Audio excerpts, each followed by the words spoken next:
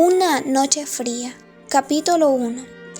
La noche del 6 de julio de 1968 será recordada en el condado de Cambridge, no solo por los sucesos atroces que ocurrieron en la mansión Villa Cruz, sino también por ser uno de los inviernos que más fuerte pegó al pequeño pueblo. Las devastadoras tormentas de nieve se llevaron la vida de muchos turistas que visitaban la zona, aunque también cualquiera se hubiera arriesgado por ver las hermosas montañas rocosas que rodeaban al pueblo. Disfrutar de las actividades de esquí y beber un buen chocolate caliente en los enormes y majestuosos hoteles era un lugar perfecto. Eran tiempos de elecciones en el pueblo. Grupos de personas tocaban las puertas de las casas y entregaban panfletos. En las calles se hacían notar los grandes carteles de propaganda y los altavoces de la alcaldía anunciaban algún partido político.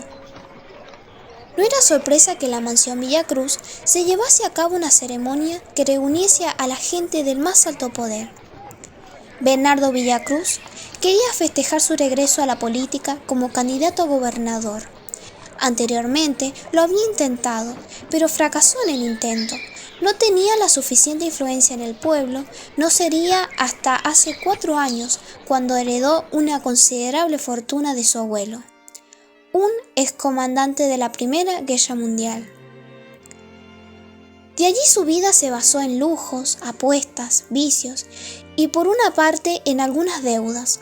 Compró varios terrenos en Cambridge y edificó caserones y hoteles que le atribuían un buen gusto por lo clásico. La ceremonia estaba por comenzar. En las cocinas se sentía el aroma de cócteles que servirían.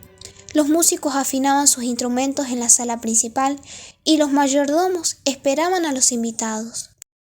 Faltaban 10 para las 9. Ya comenzaba a llegar la gente. Políticos, doctores, inversionistas e ingenieros se reunían en los aposentos. Sonaba una melodía clásica y en el ambiente se sentía el aroma de cigarrillos importados, acompañados de un fino y dulce whisky. Los temas a conversación eran variados. Algunos debatían de temas políticos, otros hablaban de sus proyectos a futuros. En lo más arrinconado de las charlas se oía uno que otro comentario negativo sobre el señor Villa Cruz, pero no trascendían más allá de una simple opinión de la oposición. La fiesta daría comienzo a las 10, con el discurso del señor Villa Cruz. No obstante, ya había pasado 15 minutos. Los murmullos e impaciencia de los invitados se empezaba a sentir. Era una situación rara e incómoda, mucho más conociendo la obsesión del señor Villa Cruz por la puntualidad. Anteriormente había despedido a cocineros y choferes que no le cumplían con el horario. Si él decía o pedía algo a determinado horario, debía estar en ese momento, ni antes ni después. A pesar de la espera, la mayoría comenzó a tranquilizarse. Quizás estaba preparando su discurso o se encontraba un poco nervioso por su presentación, ya que debía impresionar a todos los invitados. De pronto la banda paró de tocar. El mayordomo se ubicó en lo alto de las escaleras y levantó la voz y dijo: «Damas y caballeros, es un placer anunciar la llegada del señor Bernardo Villa Cruz y a su esposa Sarah Miller». Ambos se asomaron. Los aplausos no tardaron en llegar. Bajaba lentamente las escaleras, saludando y agradeciendo a los invitados por su presencia. Él vestía un lujoso smoking de seda hecho a pedido, y su mujer un radiante vestido rojo con lentejuelas y joyas que deslumbraban y opacaban a los demás vestidos. Sin duda, era la mejor de la fiesta y se llevaría la atención de todos los invitados. Pero detrás de todos los aplausos, algunos de sus amigos y familiares cercanos lo notaban un poco más nervioso y ansioso de lo normal. Mientras saludaba a los invitados, movía su cabeza para todos lados, como si estuviese buscando o esperando a alguien. Tomó rumbo hacia la sala principal, subió a un pequeño escenario que mandó a montar para poder hacerse notar entre los grandes grupos de personas. Al subir, levantó la voz y un poco entrecortado empezó a hablar. Damas y caballeros, quiero agradecerles a todos su presencia. Es de suma importancia y aprecio para mí compartir esta hermosa noche y disfrutar de un buen vino y una buena charla con todos ustedes. Como saben, hace casi 7 años quise darle un rumbo diferente a mi vida, candidateándome como gobernador de este hermoso pueblo del que tuve el privilegio de nacer. Lamentablemente no conseguí éxito alguno, pero eso no me desmotivó. En los siguientes años dediqué mi tiempo en ayudar y escuchar a los ciudadanos del lugar, ya que sería a ellos a quienes debían comentarles mis pensamientos y obviamente yo debía oír sus dudas e inquietudes. Aprendí demasiado de ellos, lo que me motivó aún más a querer ayudarlos. Es por eso que esta noche, y en presencia de ustedes, quiero anunciar que estaré de regreso en la política. Espero recibir el apoyo de todos y ahora, sin quitarles más de su tiempo, les dejo disfrutar de la velada. Los aplausos se oyeron de inmediato, al igual que algunos comentarios que desconfiaban de él. Sin dar importancia, invitó a todos a la sala de comer. De allí, todos comieron hasta saciarse. La comida era exquisita. Plato tras plato daban que hablar. La sensación aromática del ambiente generaba satisfacción y daban un gusto indescriptible en las bocas de todos. Notablemente, la noche transcurría lentamente, lo que dio a que los invitados se acomodaran en la sala de estar. Los hombres jugaban a las cartas mientras fumaban puros, las mujeres se ubicaban en la segunda sala, hablaban de sus esposos mientras bebían jugos tropicales. A pesar de haber un buen clima, se comenzó a notar al paso del tiempo la ausencia del anfitrión. Después de cenar, acompañó a todos a la sala de estar. Estuvo unos minutos y no se lo volvió a ver. Nadie podía afirmar dónde estaba. La preocupación comenzaba a esparcirse entre los invitados. Todos habían venido para poder hablar con él, pero su participación fue escasa. En lo poco que habló fue muy cortante y se movía para todos lados agarrando fuertemente su bastón. A nadie pareció importarle en el momento, quizás los abundantes pensamientos y la ansiedad que pasaban por su cabeza daba esa personalidad insegura y asustada que tenía en el momento. Pasado el tiempo, faltando poco para las 11:30, se oyó un fuerte sonido proveniente de una de las habitaciones de arriba. La gran volubilidad de las habitaciones hizo que el sonido adquiriera una gran importancia en la casa y que se llevara de inmediato la atención de todos, quienes asustados se levantaron de sus comodidades y se dirigieron al lugar donde se oyó el fuerte estruendo. Todo parecía indicar que el origen del sonido provenía desde la oficina del señor Villacruz. De inmediatamente, casi tirando la puerta de la casa, entró un pelotón de policías que se encontraban haciendo guardia alrededor de la mansión. Intentaron abrir la puerta, pero no pudieron. Al parecer, fue cerrada por el señor Villacruz. «Señor Villacruz, ¿se encuentra bien?», preguntó un oficial mientras intentaba abrir la puerta. «Soy el oficial Hernán Zaculini, jefe de la brigada de seguridad. ¿Podría abrir la puerta?». Nadie contestó. No se oyó ni un respiro desde la habitación. La gente comenzaba a alterarse, daba lugar a los peores escenarios posibles. El miedo y la angustia se apoderaban lentamente de todo el ambiente. Era casi imposible pensar o teorizar lo que podría estar dentro de la habitación. Algo era seguro, alguien se encontraba dentro, pero se desconocía en qué estado. No tardó en llegar otro pelotón. Con ayuda de unas hachas lograron romper la fuerte cerradura de la puerta. El oficial al mando apartó a la gente del lugar y le impidió a los allí reunidos el paso a la habitación. Entró primero el oficial. Ya al ver toda la escena, las hipótesis que muchos pensaron se convertían en realidad. En esa fría habitación se encontraba el cuerpo del señor Villacruz, reposado en un sillón junto a su escritorio con una herida de bala en el rostro. Que a razonar por todos, esa herida sería mortal para cualquier persona. No habría forma de auxiliarlo o alcanzarlo al hospital más cercano. Al momento que la bala tocó su cráneo, todo rastro disminutivo de vida se iría con ella. Sin mirar demasiado, se dirigió a la sala donde se encontraban todos los invitados. «Damas y caballeros, les imploro su atención», dijo el oficial con voz fría. tengo la difícil tarea de informarles a los presentes aquí que el señor Villacruz fue encontrado en su habitación sin vida. Todo apunta a que se trató de un homicidio. Por consiguiente, todos los presentes no podrán retirarse y deberán esperar la confirmación de algún superior. Todos los invitados se disgustaron y se exaltaron. Algunos obedecieron, pero otros trataron de marcharse, dando como resultado que los arresten. Algo era seguro: toda la paz y tranquilidad que yacía en la mansión se fugó con ese tormentoso disparo que se oyó en todo el lugar. Capítulo 2. Además de contar con hermosos paisajes, el pueblo era reconocido por su excesiva delincuencia y sus asesinatos, lo que dio lugar a que surgieran muchos detectives. Pero había uno que se destacaba de los demás: el detective Francisco Ferreira Mandusky. Hijo de inmigrantes, su padre un reconocido doctor croata y su madre una matemática y filósofa, recibida en una de las prestigiosas universidades de los Estados Unidos.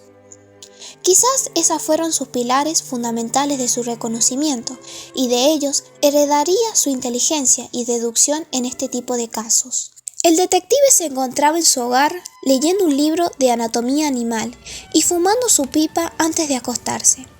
Debía descansar bien, ya que al día siguiente debía abordar un barco rumbo a Israel, donde sería parte de un juicio como jurado. A punto de acostarse, su teléfono sonó. Respondió de inmediato, ya que consideraba una falta de respeto dejar colgando a una persona. «Detective Francisco Ferreira Mandusky», dijo formalmente. «¿Con quién tengo el gusto de hablar?» «Habla el oficial Hernando Zanculini. Me comunico con usted desde la mansión de Villacruz. Disculpe que lo moleste a estas horas de la noche, pero tengo lamentable noticia de notificarle que hoy mismo, para ser exacto, hace 25 minutos, se ha encontrado muerto al señor Villacruz», dijo el oficial. «Lamento escuchar eso, mucho más sabiendo su regreso a la política», exclamó el detective. «Sí, es un hecho que nos tomó de improviso.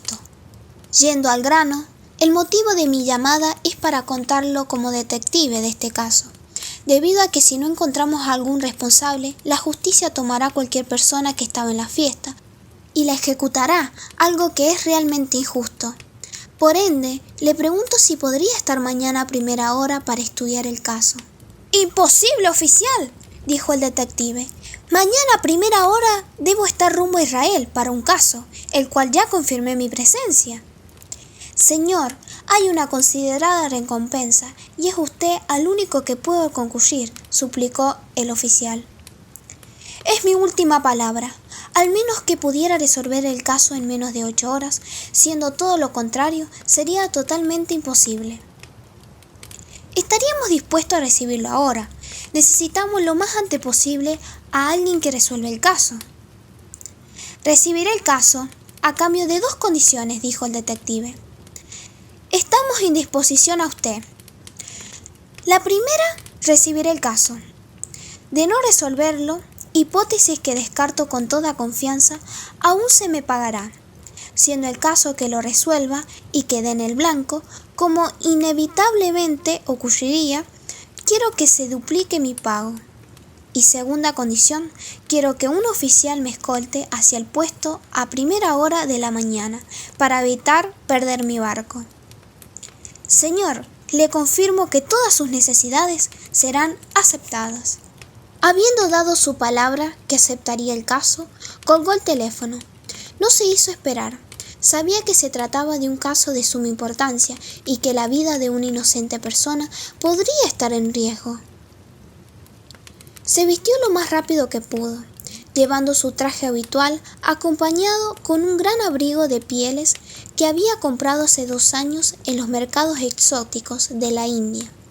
Sin duda era uno de sus favoritos, además no dejaba pasar ninguna ráfaga de viento, por lo que su temperatura corporal no sería un impedimento a la hora de resolver el caso.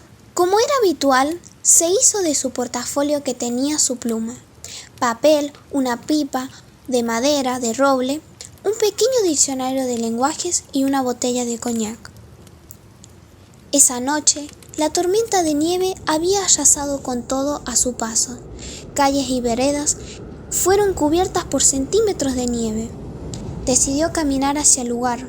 No era de las mejores opciones, pero dedujo que si se limitaba a conducir o pedir un taxi, se vería afectado por la nieve, por lo que tendría que llamar a una brigada de limpieza de calles que aproximadamente tardarían 40 minutos o más.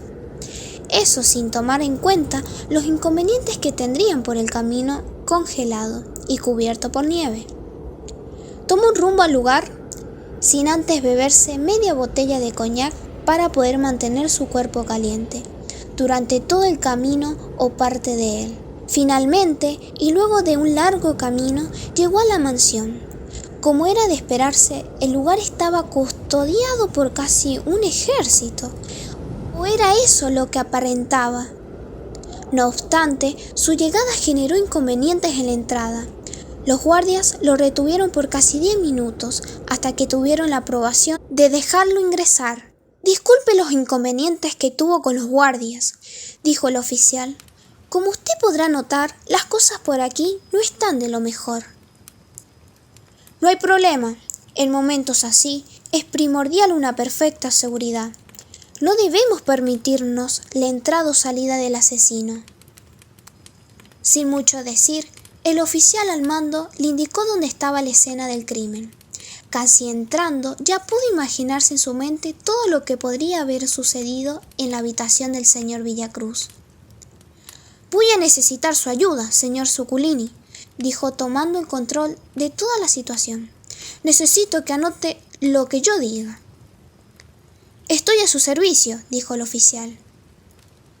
«Es evidente que estamos en una considerada desventaja, mucho más deduciendo que cuando sus hombres intentaron abrir la puerta para poder ingresar a toda prisa, o observando posible que pudiera revelar la identidad de nuestro asesino, fue eliminada». «¿Se refiere a la cerradura, señor?» «Así es, oficial. Pero no los culpo. Su desesperación y miedo por querer ingresar les haya impedido tomar en cuenta ese detalle». «Está usted en lo correcto». «¿Qué tenemos aquí?» Al parecer nuestra víctima fue brutalmente asesinado con un arma de fuego, y a juzgar por su herida y el diámetro de la herida de la misma, se realizó con una pistola Browning. Voy a necesitar la presencia de un médico que extraiga la bala, y por el momento nadie tocará a la víctima.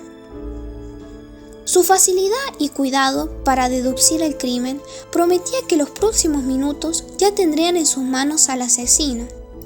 Luego de examinar el cuerpo, observó su escritorio. Notó un vaso de whisky hasta la mitad, junto a unos papeles que al leerlos entendió que se trataba de unas deudas que tenía, una de las cuales tenía el nombre de Guido Coppola, uno de los tantos invitados que concurriría a la fiesta. Prosiguió con su inspección, se dirigió a unas de las pistas que al momento de entrar las miró, pero las dejó para el final. Quizás pensó que esa podría ser un broche dorado que lo llevaría hacia el asesino. «¿Qué habitación está junto a nosotros?», preguntó el detective. «Una bodega, señor. Ahí almacenamos todos los insumos de la cocina». «¿Por qué la pregunta?». A juzgar por todo, nuestro asesino, luego de entrar y asesinar al señor Villacruz, quiso escapar por donde había ingresado, pero la multitud de invitados que se acercaron le impidieron dicha opción. Casi arrinconado, sabía que si se escondía en uno de los roperos, sería inmediatamente descubierto, por lo que sin más salida escapó por la ventana, dando como lugar de salida la bodega. Podría haber saltado y escaparse, pero sabía que su ausencia luego de este acto lo inculparían aún más, por lo que decidió escabullirse entre la multitud, sin dejar de lado que estamos hablando de una caída de más de 5 metros. Una vez tomada la decisión, llegó a la bodega. «Acompáñame a la siguiente habitación», dijo. Su extensa y muy prometedora hipótesis de los hechos asombró al detective, que se encontraba con él. Sin mucha demora llegaron a la siguiente habitación y, como era de esperarse, todo era cierto. «Justamente como lo pensé», exclamó el detective en voz alta, «y aquí una ventana rota, considerando que la última manera de entrar era abriéndola por dentro de una única opción, que fue romperla, dejándonos como clara opción que se trató de un asesino y que él mismo se encuentra entre nosotros. Voy a necesitar que me consiga una oficina y que me dé una lista con los nombres y profesiones de todos los invitados, ya sea hombres y mujeres. Ya es momento de acechar a nuestro asesino.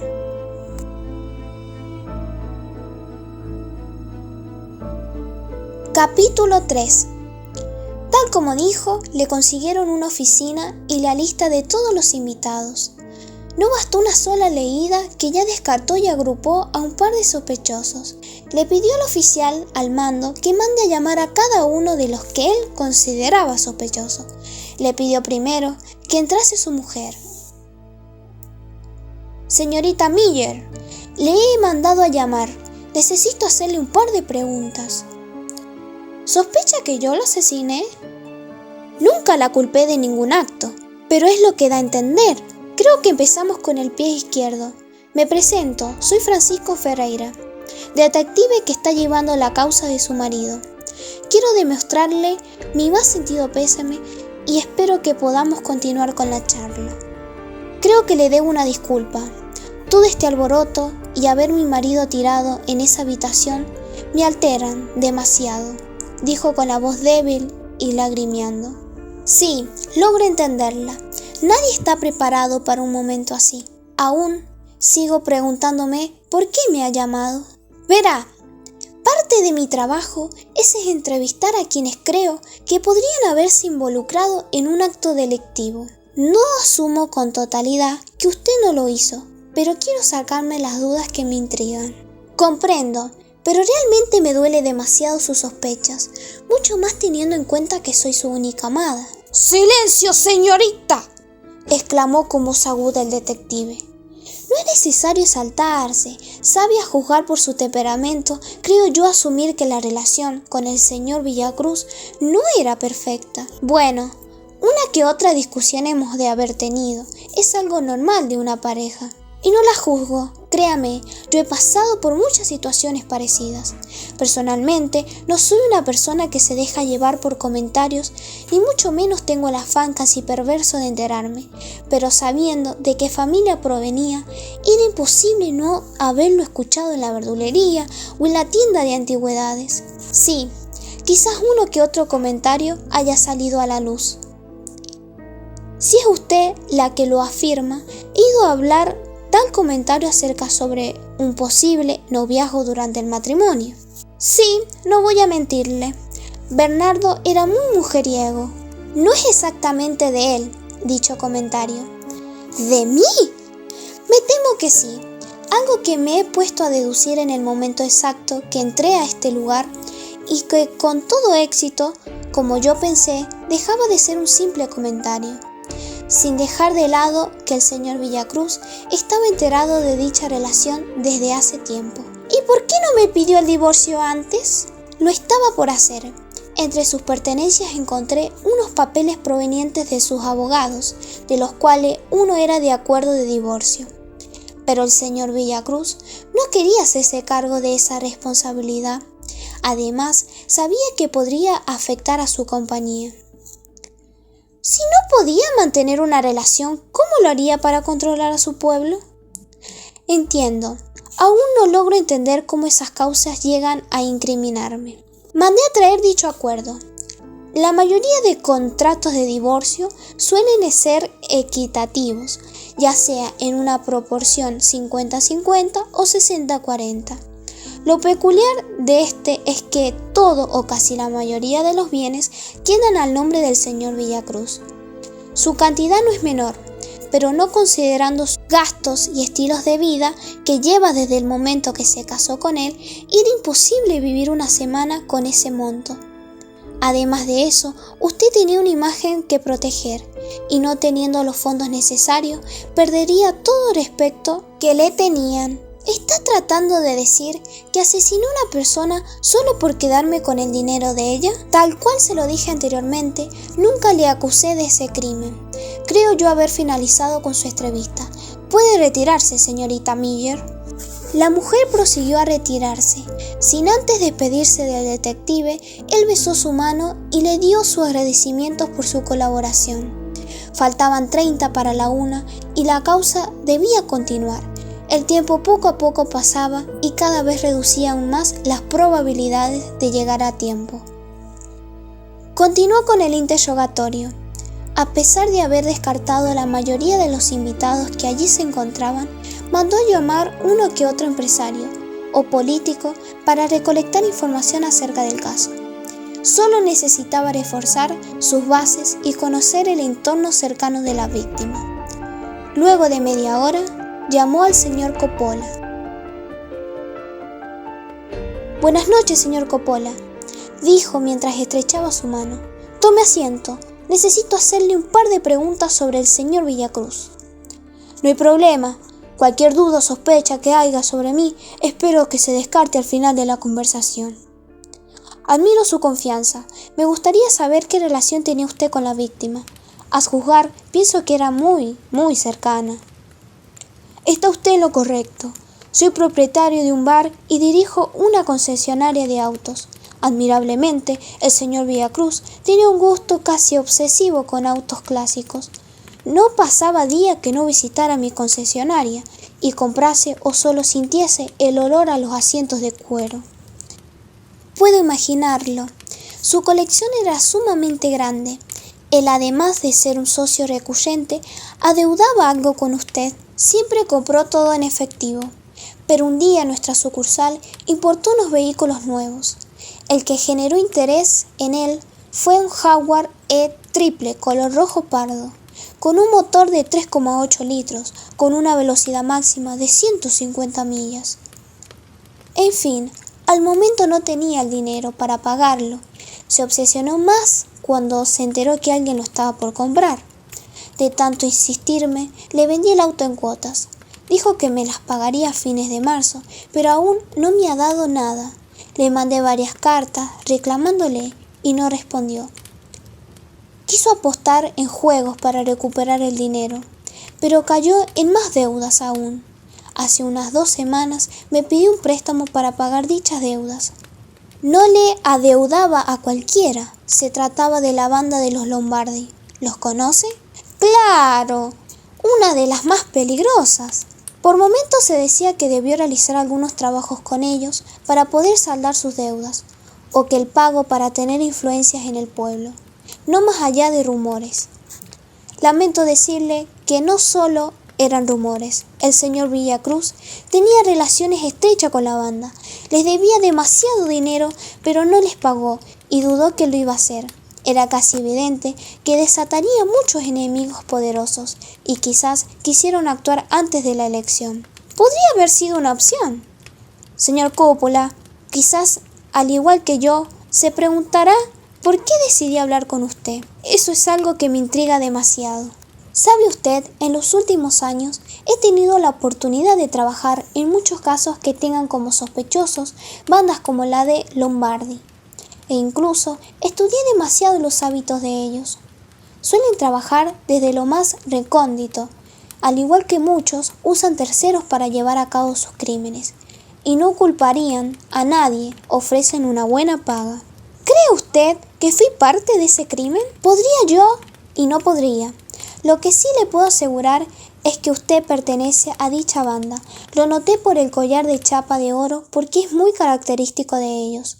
Además de su traje hecho en una sastrería italiana, por los cortes y detalles que tiene, podría deducir que importando directamente por los proveedores.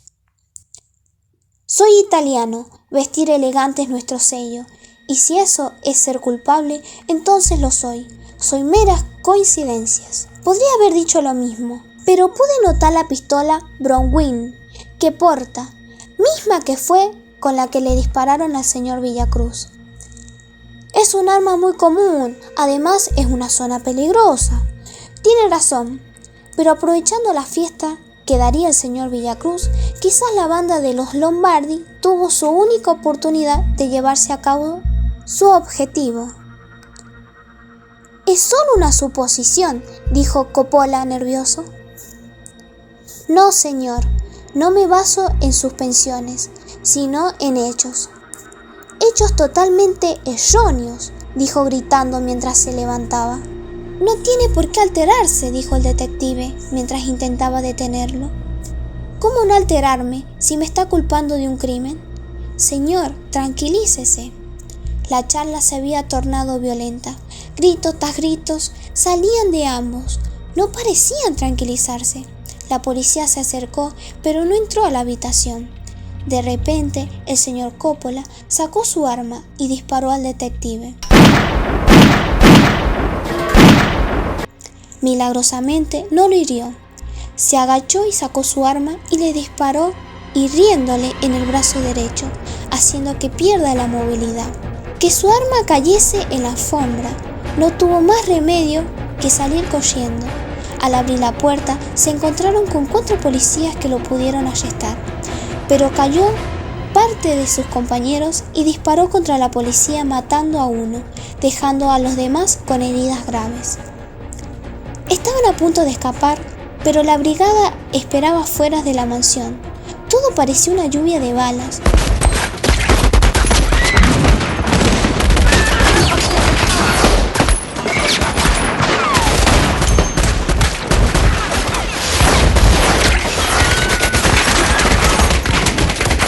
Como era de esperarse, la policía los superó en cantidad, acorralándolos y obligándolos a entregarse. Cuando estaban colocándole las esposas, al señor Coppola, en un rápido movimiento de cuerpo, logró quitarle el arma, colocándosela en la cabeza y disparando al mínimo segundo, derramando en la blanca nieve un río de sangre.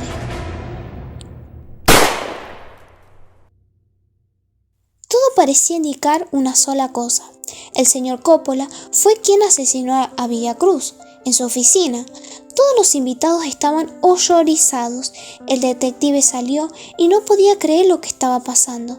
El señor Coppola se había suicidado. Las ambulancias no tardaron en llegar.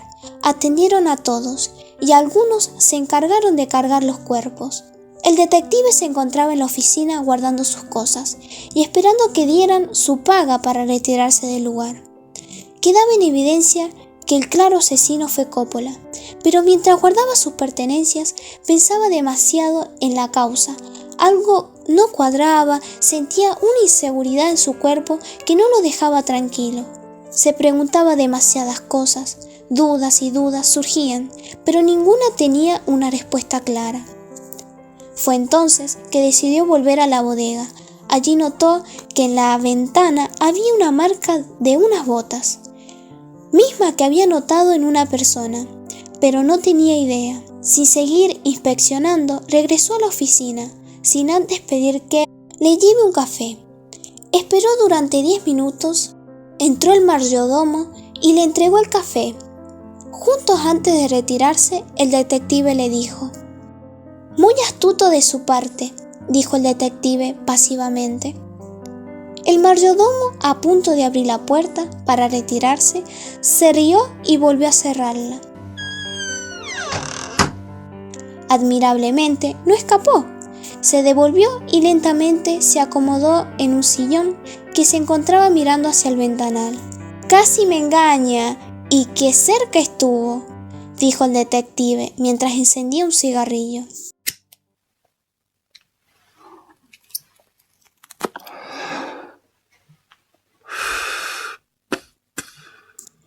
Creo que lo subestimé, pero ya que tengo el placer de estar con usted y que me ha descubierto, ¿podría decirme cómo lo hizo?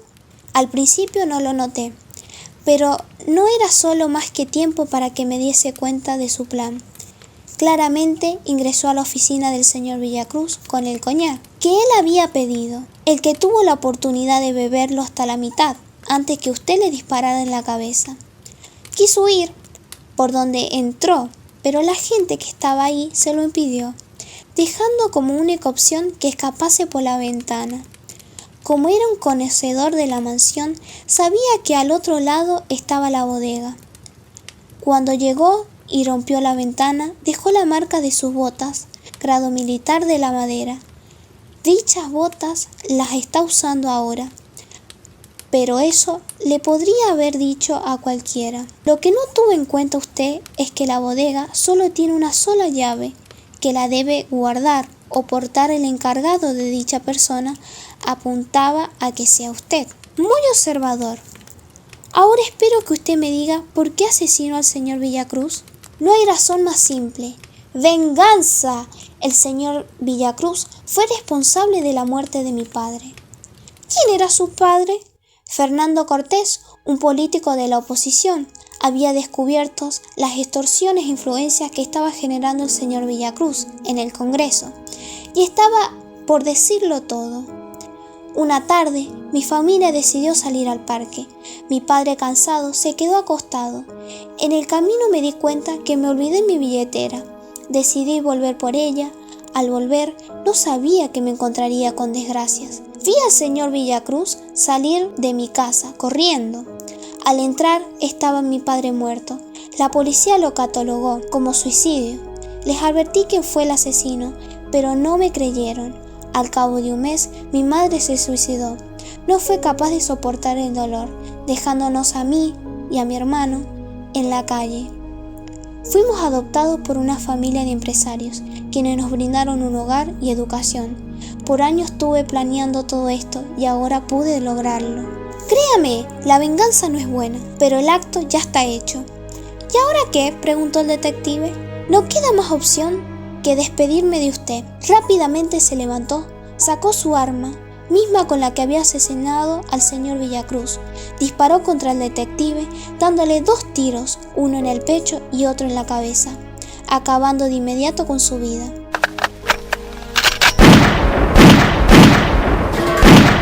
No tardó mucho en llegar la policía. El mayordomo se ocultó en el escritorio y empezó a disparar contra ellos. Su gran precisión hizo que acabase con todos. Escapó de la habitación. Al llegar por la escalera, lo esperaban más policías. Empezó un gran tiroteo. Acabó con unos varios, pero una bala le rozó la pierna, provocándole una herida. Quiso escapar por la puerta principal, pero entraron más policías. Se dirigió por la sala principal, disparando a todo lo que se le atravesara. Hombres y mujeres, algunos invitados, sacaron sus armas disparando a todos lados, sin sentido alguno, matando a cualquiera que estén a su alrededor, ya sean sus amigos, familiares o incluso sus esposas. Solo querían protegerse a sí mismos. A todo esto la policía siguió al mayordomo.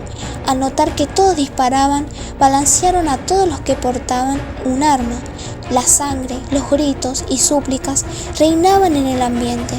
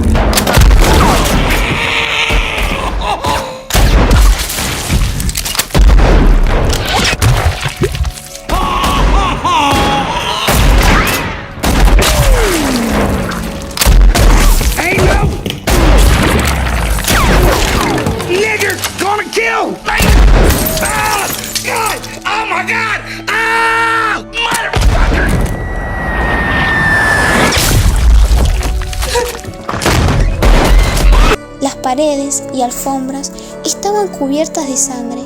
No quedaban más que una escena de horror.